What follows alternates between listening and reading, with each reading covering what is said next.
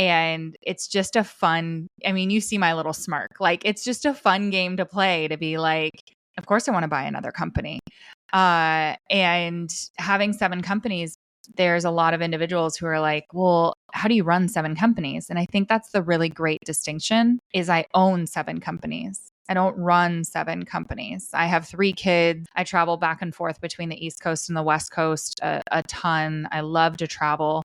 And so most of the asset allocation is invested in my companies. And I know where you take care of yourself. There's no amount of money in this world that is worth your health, time with your loved ones, or sacrificing your values. Welcome, millionaires and future millionaires.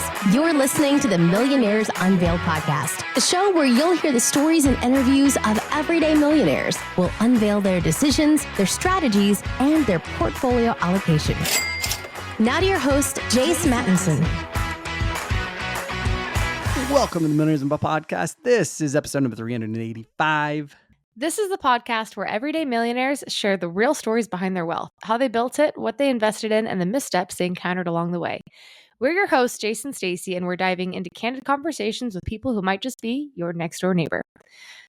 So tune in and get ready to discover how regular people like us turn their aspirations into achievements. And don't worry, while we dig deep for the details, we keep it all family friendly. It's feast week. Happy Thanksgiving, everybody. Hope you have a great week. Eat some turkey. And if you're in Texas or like me, it's going to be a little bit of brisket. But we are still approaching episode 400. Still looking for that 400 millionaire. Maybe we'll get him. Maybe we'll get her. Maybe we won't. We'll see. But if you know anybody, or if you're listening to the show, we'd love to have you. Need to continue the tradition. Interview somebody worth $400+ million for episode 400. If you're not worth 400, no worries. We're always looking for new great guests. Love to have you on the show, especially if I haven't heard your story. Today, we have a wonderful guest. Her name's Bunny. She's got a net worth of $10+ million, most of which is around her businesses.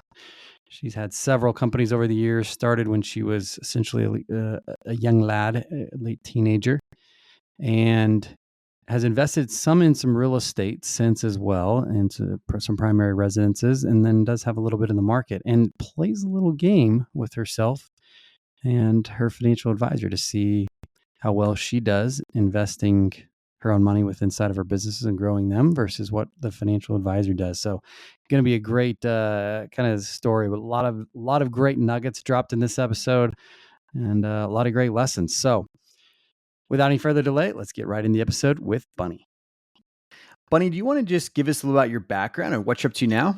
Oh man. Yeah. Background versus what I'm up to now. So background is I was a stuntwoman and model and left that to pursue a master's degree in counseling and psychology. I grew up a 3rd-generation entrepreneur, or am a 3rd-generation entrepreneur. And the only thing I didn't want to be is an entrepreneur. And yet here we are. So today I own 7 companies. And in the past 19 years, I've had 16 companies total. So yeah. And now I do mostly business coaching full time. Wow. I can't wait to get into all the details of the career trajectory and the journey of getting, what did you say, 16 or 19 companies you had? 16 companies, 19 years. 16 companies, 19 years. Wow. Before we do though, what's your net worth today? North of 10 mil. It was a great question to ask because you really sit down and know your numbers, but that's it. It was shocking to me, not necessarily shocking, but when you put it all together, that's a great number to achieve, especially as a woman. And so I'm super proud that my companies have that. And I know we're going to get into where that comes from, but yeah. So thank you for asking. Yeah, congrats. So high level, what's the breakup of the assets to get to that 10 million? I mean, how much in between, high level asset class between real estate, market investments, your businesses, et cetera? Oh, it's mostly the businesses, and then the rest is real estate. This is such a great question because I was having this conversation. We have a tech company that I'm going to be selling, and I've been talking to some people that have moved down to Puerto Rico for the tax advantages of that. And we were looking at buying a property in Puerto Rico, and I had an opportunity to buy another company. And it's like, do I want to buy a house in Puerto Rico and put the money into what would be our fourth house, or do I want to buy another asset producing company? And it's just a fun, I mean, you see my little smirk. Like, it's just a fun game to play, to be like, of course I want to buy another company. And having 7 companies, there's a lot of individuals who are like, well, how do you run 7 companies? And I think that's the really great distinction, is I own 7 companies. I don't run 7 companies. I have 3 kids. I travel back and forth between the East Coast and the West Coast a ton. I love to travel. And so most of the asset allocation is invested in my companies. And I know we can get into this a little bit more. But when I first started into this wealth journey, I would take the money from my company and invest it in the stock market, which is what most people do, right? Is like, here's an investment strategy. We'll put it into an investment vehicle. Well, if you think about that, you're taking money from your company and investing it in the possibility of other people's companies. And you don't get the tax advantage that you do in investing the money back into your companies. And so when you would look at like kind of the map of what I have right now, it looks a little convoluted from a wealth flow perspective, but I know exactly what's going on and exactly where the money is going. And it's going back into the acceleration and the growth of my companies that I own 100% of, or 2 of my companies I own 51% of, versus putting into the stock market where I'm owning a fraction of a percentage of that company. And so I may get 8 to 12% back in the stock market, but I'm getting 234% back out of investing it back into my companies. Plus I get the tax write-offs of investing that money back into the companies. And so that's really the game that I like to play, is I am investing in the stock market. Most of my stock investments though are back into my companies. And so when you kind of look at it that way, it's companies that I own 100% of. And you had me fill out this pretty comprehensive like split looking at that. And out of that, I'd say 75% of that wealth is all wrapped up into my companies. And that's investment as well as the actual company worth. And then 20% of it is in real estate. And then 5% in like more securities. So I would say traditional vehicles that are low risk, and then 5% in speculation. So you're talking crypto and other kinds of stuff like that. And I look at that as when people are like, well, how's your risk tolerance? As an entrepreneur, I'd say betting on yourself is the least risky thing that you can do. But I do know a lot of people who would look at my portfolio and be like, the fact that you don't have more money in stocks or more money in real estate or more money in other vehicles that are less risky, would not agree with me. And I've had these conversations with other like-minded entrepreneurs, and it's like you get to decide what's the most risk and what your risk tolerance is. And I feel like betting on myself is going to be the least risky 100% of the time. But maybe I'm wrong. I also feel like I'm diversified across 7 companies at this point. And so even with the election coming and recession and all of this kind of stuff that's in the talk, I feel like, I'm still the best bet. Yeah, yeah. No, I love it. So, walk us back a little bit when you made that kind of switch where you were investing essentially in the market. Was there something that happened where you said, hey, I'm going to actually just continue to bet on myself and bet in private businesses? Or walk us through that journey that you made that flip and that switch. Yeah. Oh man, a couple things happened. So one is I had a financial advisor that I was paying, and I was sitting there. I'm not going to forget this. Like sitting there at the table, like, here's what your money has done the last year. And, I'm really good with my numbers. And I'm like, well, here's how much money I gave you. Here's how much money you made. Here's how much money went directly to you. Here's how much my money actually grew. And then at the other side of the table, I have my company's P&L, right? I have the balance sheet, and I have the money that's sitting in the company, and I have the money that I took out of the company to put into my investments, that then my financial advisor is telling me how much that money is made versus I'm looking at the growth year over year in my P&L. Make that make sense to me. Why am I taking money out of this vehicle that's making 200% year over year and putting it in a vehicle that is making 12%? And my financial advisor wants me to be thrilled about that.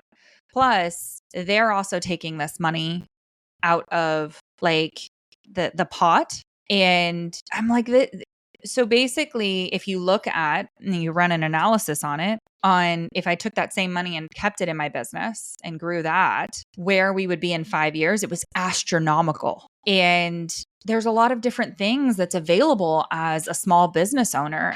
And you know, a small business owner is anywhere from, you know, hundreds of thousands of dollars to $11 million. And I think a lot of people forget about that. So like a small business owner isn't just somebody who's opened up a store out of their house.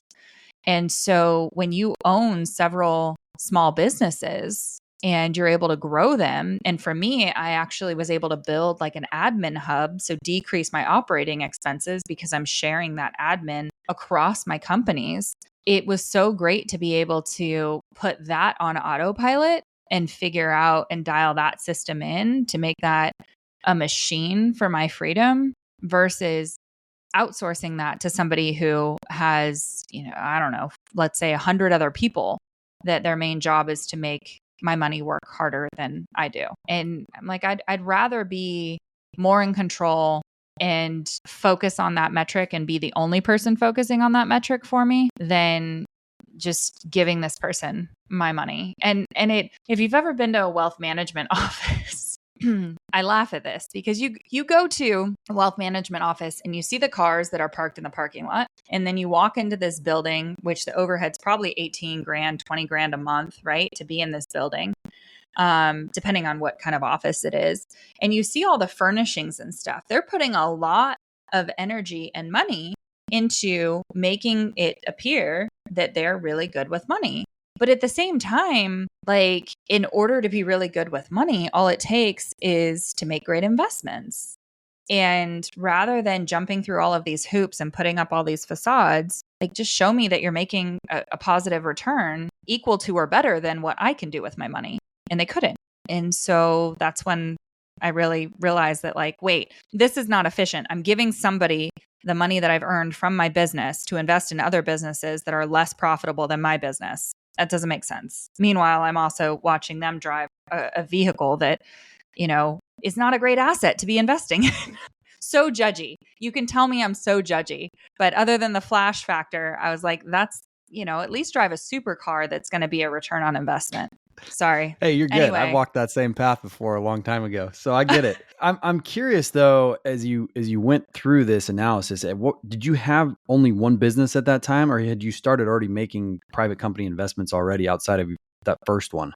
So I started my first company when I was 19 and I sold it when I was 21. And so I think about this time I was probably 25. And so, you know, I had gone through, and I'll share a dirty little secret with you in a second, but like I had gone through, you know, some of the traditional business ownership. And at that point, I think I still only had one business that I was focusing on.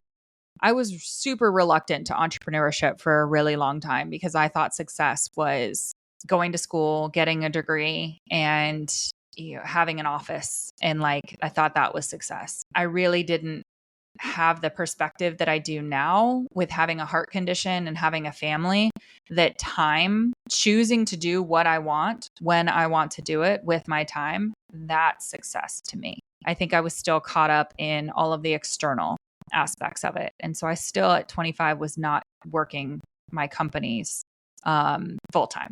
And when I had a paycheck and when I had a job, obviously the vehicles for investing are from a company, right? So they're giving you the 401k, they're taking that money out of your paycheck, they're matching that. And so it was kind of in my head still a side hustle that I was looking at. Okay. Are you ready for my dirty little secret? Absolutely. Let's hear it. Okay, so I still have a wealth advisor that has like a little tiny pot of money. And the reason that I do that is for my motivation. So I'll get my portfolio review at the end of the year. And as long as I'm beating that mother ever, like, I'm like, yes, I'm still winning. So it's the most ridiculous thing ever. And now everybody, you know, that listens to this podcast knows. But I still do it. And like, he'll text me, he'll call me, And, he knows what the companies are doing. And he's like, when can we set up a meeting and talk about bringing some more assets over? And I'm like, oh, you're cute. No, you just keep what you've got and see where that's at. And I'm going to keep beating you. Scoreboard. And does he know that he's the side chick? No, we don't need to tell him. He's like the side chick. Like he doesn't need to know that. So I just thought that was really funny though, because I've taken never heard of everything financial else. Advisor. Hopefully he doesn't listen to this. I don't need him to know. Yeah. Your wife's calling me out. He clearly does not. No, he doesn't. He doesn't. And he'll share. He's sweet in the aspect, like he'll share. I just had an article in Inc. magazine. Like he shared it on his LinkedIn page and was like, so proud of my clients. And I'm like, thanks, bud. So that's funny. Yeah. I've never heard of a financial advisor used that way though. So kudos to you. It's motivation scoreboard in a different way. It's scoreboard. Like, and I have entrepreneurial friends that we discuss numbers and we go over that kind of stuff, and I mastermind. And so, but there was no other way for me to kind of look at the amount of growth that I have had as a woman in wealth and as a business owner and as an entrepreneur from like my past life. So leaving that tiny pot of money there, and watching it grow in comparison to this new way of thinking over here, that's like what motivates me, is like this is the life that was safe, right? Like air quotes. And the way society tells you to do, like make money, give it to somebody whose job is to make you more money. And I'm like, yeah, I'm doing that, but I'm that person. So yeah. Do you charge yourself a fee?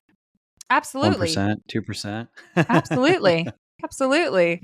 Like we have a whole banking system set up so that, I could talk tax strategy for days, because I think that that's a great thing to do, is to consult for one of your companies and set up a consulting company and consult for your companies. So yeah, that's a fun little story on the sales of one of my companies, if you wanted to get into that. Sure.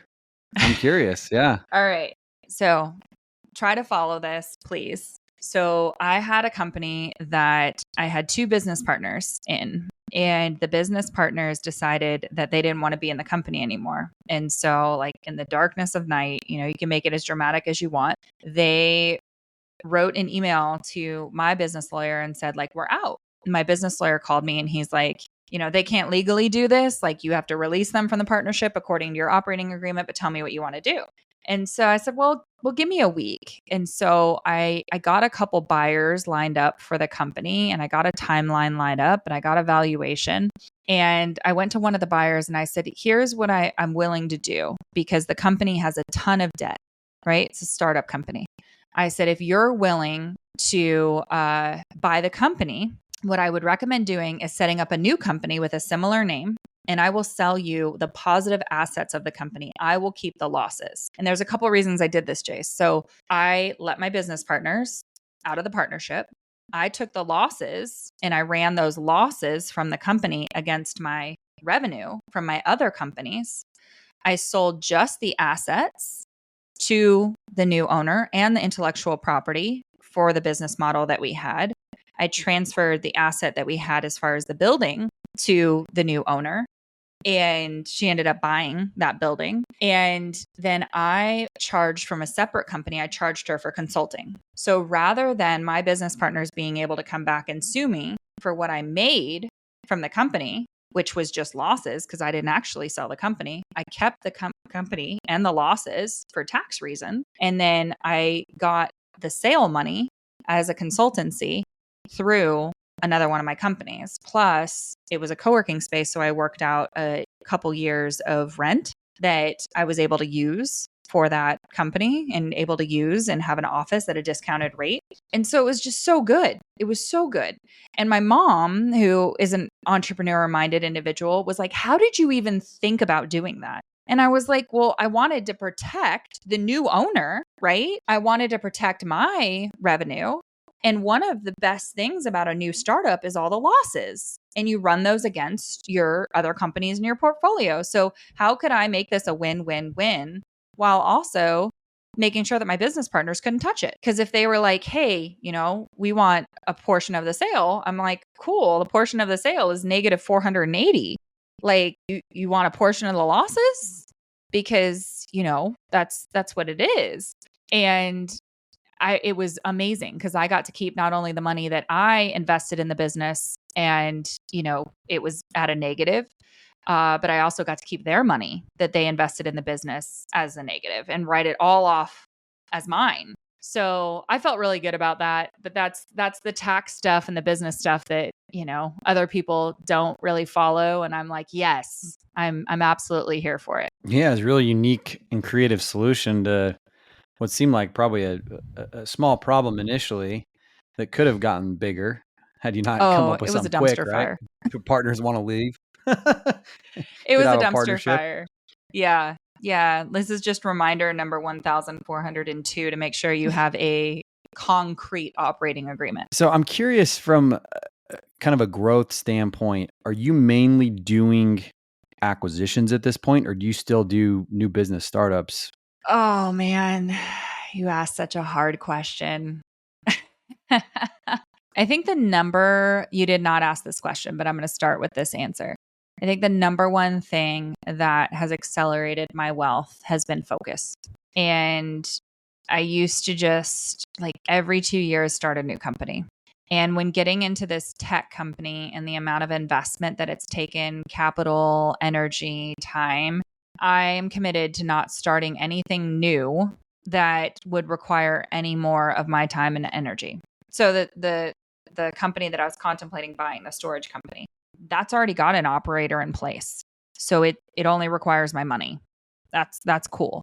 So would I start a new company today? No. Would I acquire a company that already has the system in place and that I think would be a good acquisition for positive cash flow? Absolutely.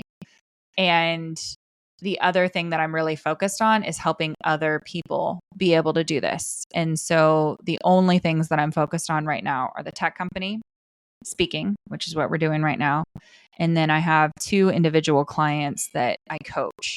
And I'll take on those 2 individual clients and I will, work with them and have them be my focus. Other than that, everything else is family time because I'm keeping my work week around or less than like 8 hours a week. For the whole week? For the whole week. That is amazing. How do you balance it all? There's no such thing as balance. Like balance is BS. There's just seasons. I have a 7-month-old. Like you want to figure out what your priorities are, have a baby. Like, I have an amazing support team and I could probably make a ton more money if I did more things myself and I worked more. But I'm never going to regret prioritizing my kids. And I have to remember at the end of the day why I started these companies. And it wasn't to make $10 million. And in fact, when you look at it, $1 million is really not that much money anymore. And so, when you focus on the impact and when you focus on the priorities, everything else kind of takes care of itself. The other really cool thing is the less that I've worked, the more in demand I am. So I've become like the Ruth's Chris of business coaches versus the Walmart because I'm not available. Like the hour that I jammed out prior to this podcast and the 30 minutes that we're going to go is all I'm committed to today. And my clients and my business partners super respect that and super appreciate that because what you're going to get from me in this 30-minute podcast is going to be gold. But if I had worked 8 hours and then recorded this podcast, it's 9:30 at night here. Like that would have been absolute crap. And so when you talk about evaluation, you have to talk about what something's worth. And if I was working 40 hours a week or even 20 hours a week, my valuation would be less because I'd be diluting my energy, my time, and probably my money.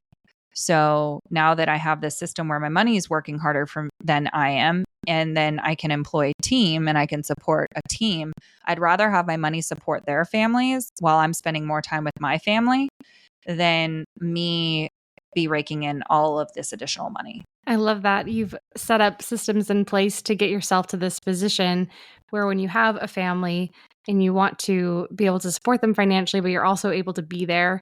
That's really incredible. You've been able to build this. Now, with your companies that you own, are they in similar industries? Are they in the same industry, complementary industries? Yes. It's a great question. So I wish I could draw on a whiteboard for a podcast, but that's not technology that's currently been invented yet. So if you look at a road that's in front of you, I like to imagine at the end of the road, it's like a vision, right? So that's your vision. So that's your nirvana. If this is accomplished, this is your purpose for being here in this lifetime. And if it's accomplished, you don't have to get out of bed. And so each one of my companies are a car on that road.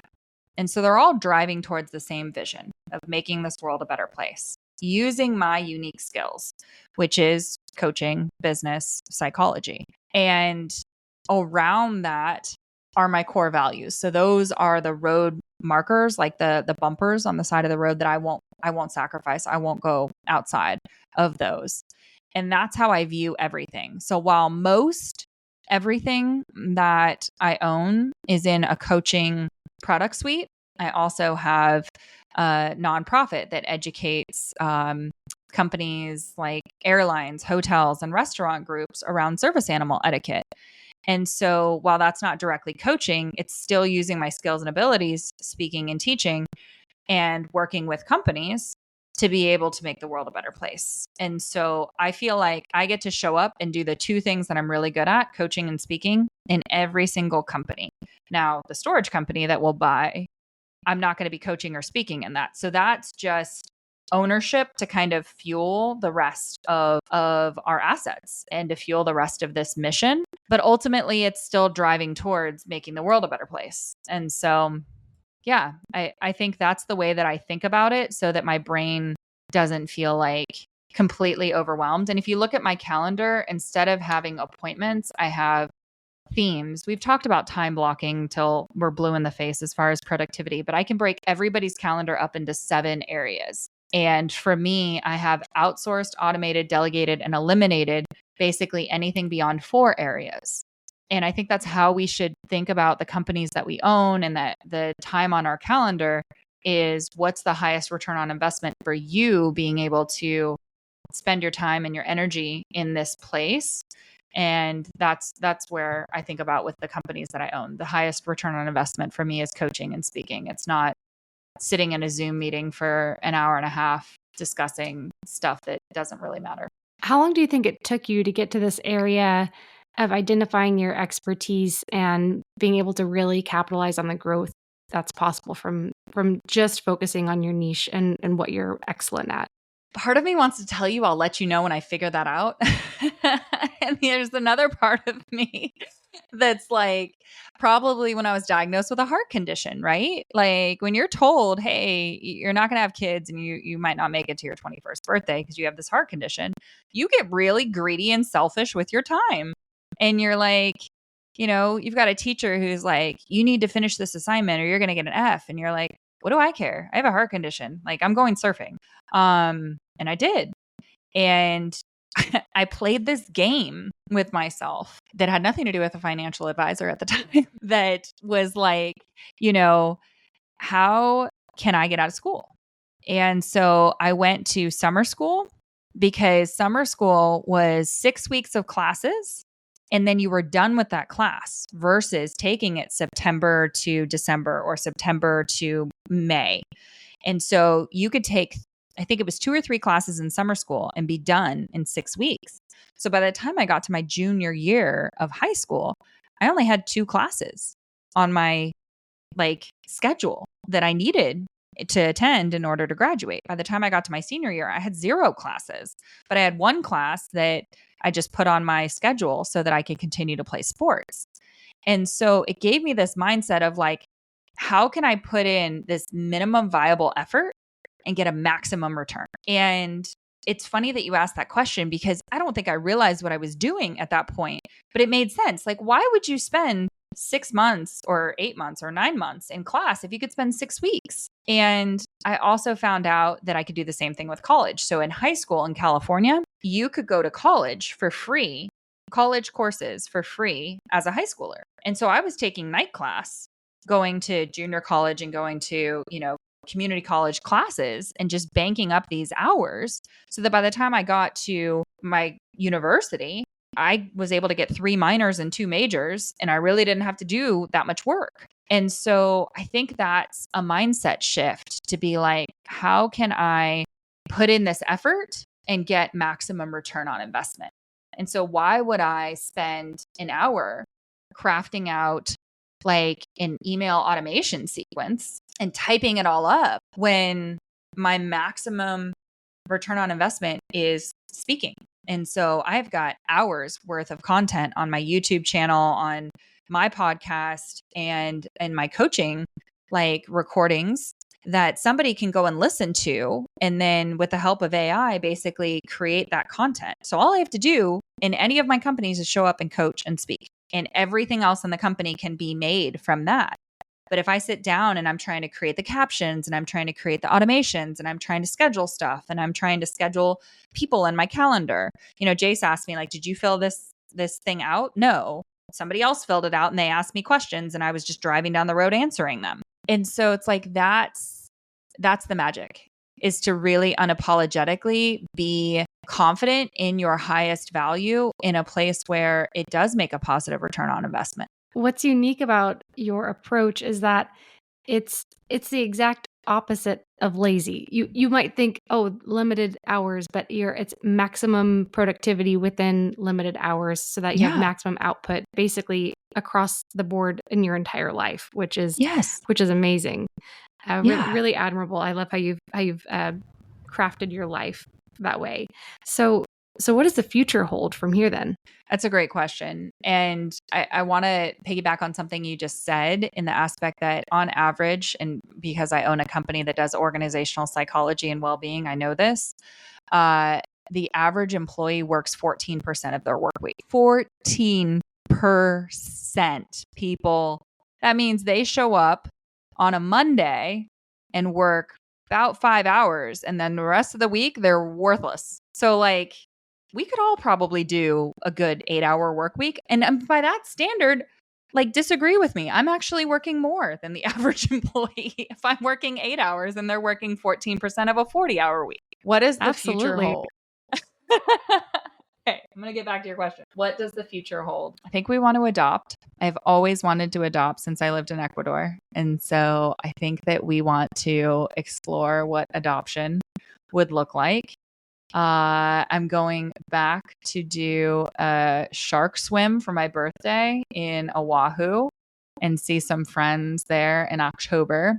And then we have a Costa Rica retreat that I'm hosting in January. And beyond that, a lot more speaking and a lot more taking this incredible life that I have lived and sharing it with others in whatever way is going to make the most impact, and downloading as much of this into my kids as they desire to take back out into the world, because they're the highest return on investment that I have figured out in my entire life.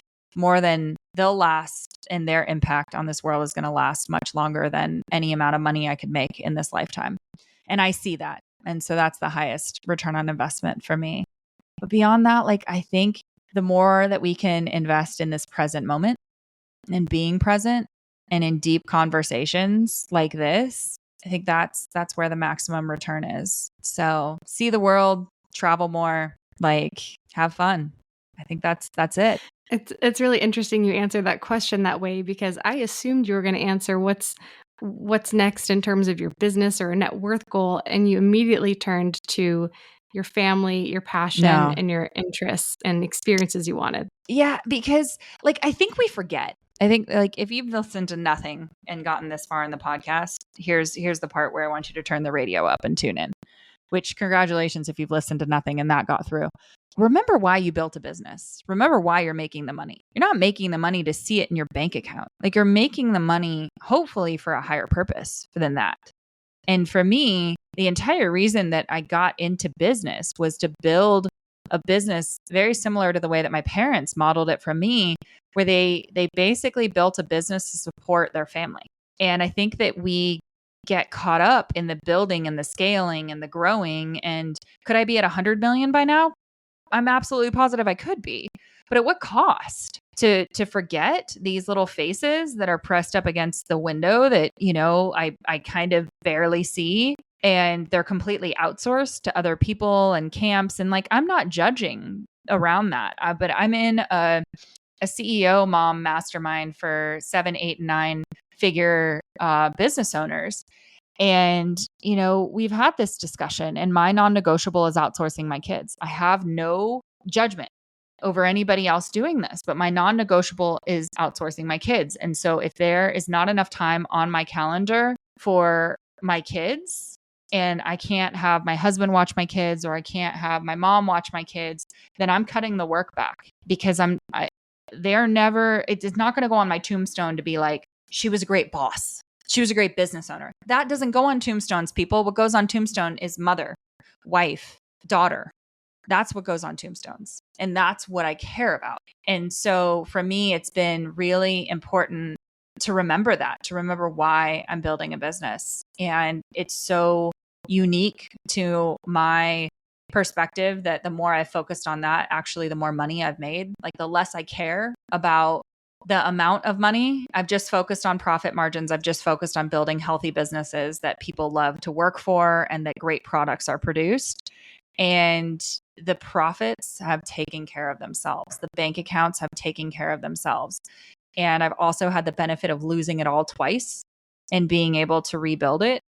And, I told somebody the other day that's like, I just want to make $1 million. I was like, I wish I could just hand everybody in the world $1 million, so you can see that that's not a metric to go out in the world with to make $1 million. Like, that doesn't matter. The money doesn't matter. The impact, your journey, the life. Because if I gave you $1 million, but you didn't learn the principles about how you gave impact to this world and made a difference in this world and served and reciprocated value, $1 million worth of value, then guess what? You're going to lose the $1 million, and then you're going to want it again.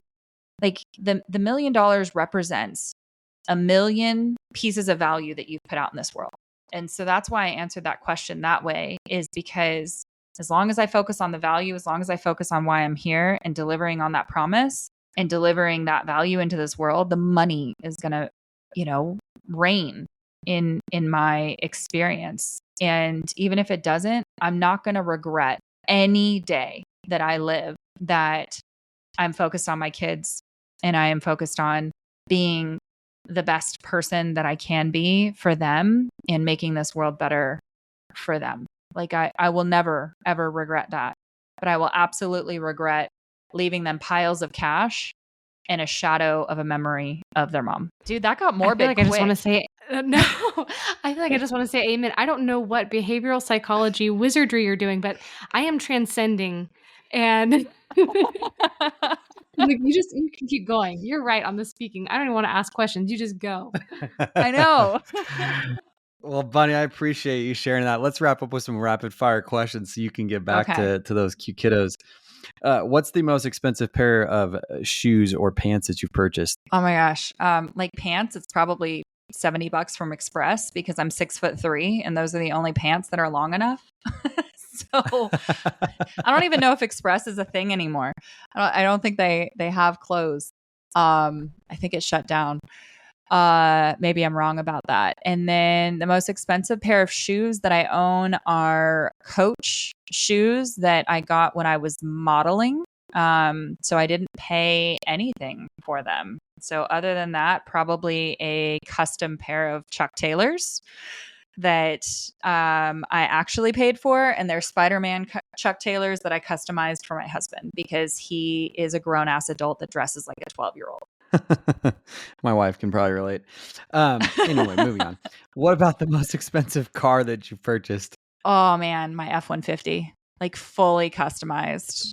F-150 Lariat, chrome, like everything that you could possibly get. And I remember going to the dealership, and the guy asked like if I wanted to wait for he either said my husband or my parents to get there. And I was like, no, I like went across the street and wanted to get like a duffel bag full of cash, but the banks won't do that. And so it ended up just being like a cashier's check.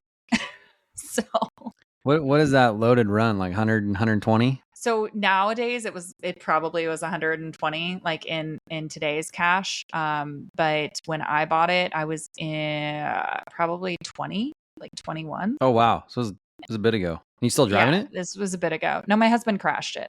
My husband has wrecked 2 of my F-150s, an F-150 Lariat and an F-150 King Ranch. And other than a Platinum, those are the 2 most expensive F-150s that you can get. So we went and bought just a base model, and knock on wood, he's had it since 2019 and he hasn't wrecked it. So next May, I'll be going back to the F-150 dealership and getting probably a Lariat or a Platinum. And then I'll call you back and be like, I just dropped 97. I think I priced it out. It's like 97,800 for everything that I want on my F-150. All right. I can't wait for it. I know. How unexciting is that though, that it's a truck? It's all good. I love my truck too. What's a key lesson you learned from childhood? Agree with the haters and move on. Like, just don't put any fuel into the fire. I distinctly remember that I came home and I told my dad that somebody had said something mean to me, and he goes, agree with them and they'll stop. And they did.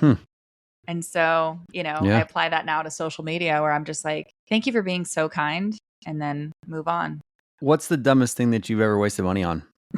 Why did my husband be the first thing that came to mind? Oh, man.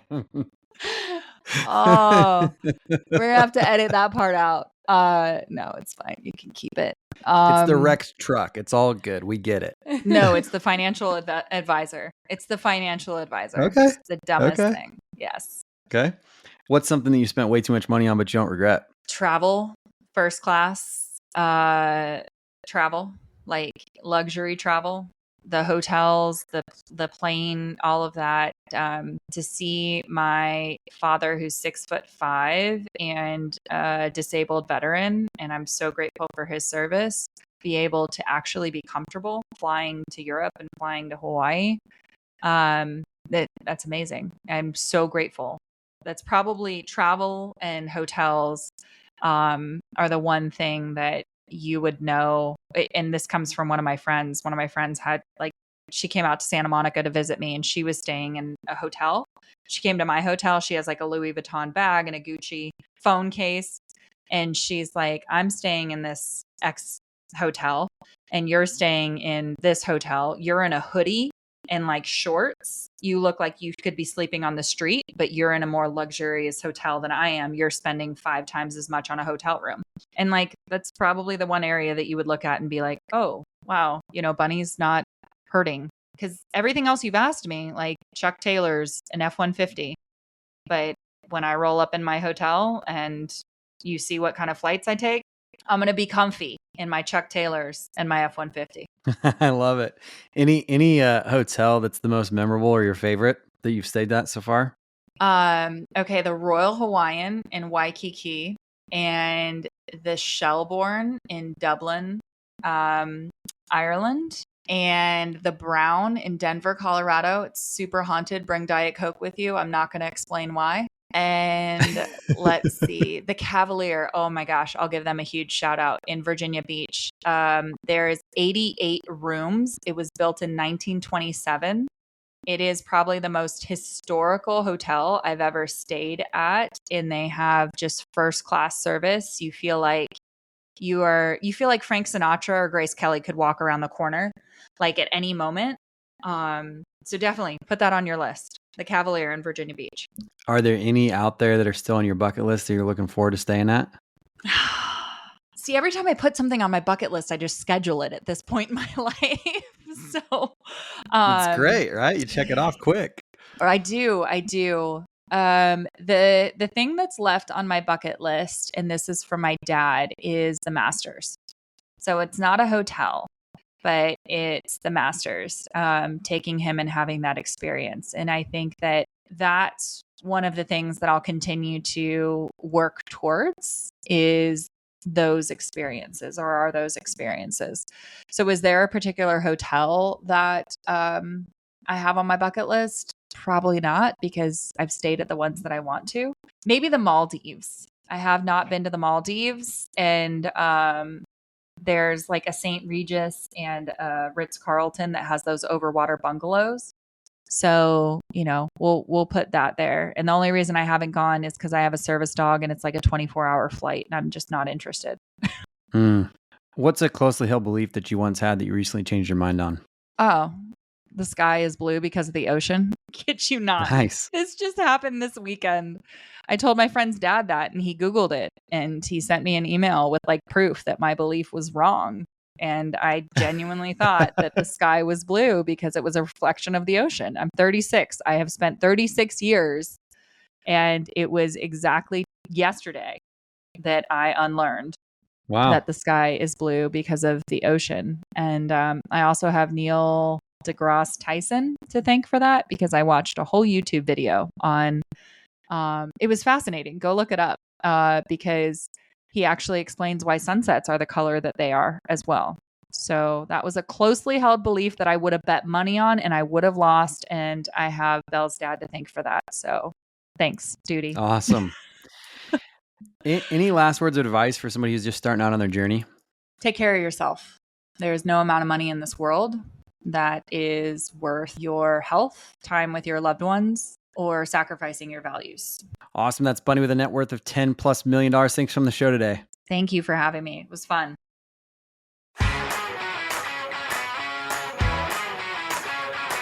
Thanks for listening to the Millionaires Unveiled podcast with Jace Mattinson. For more stories, investment opportunities, and information, check out our website, millionairesunveiled.com. See you next time when you'll hear from another everyday millionaire.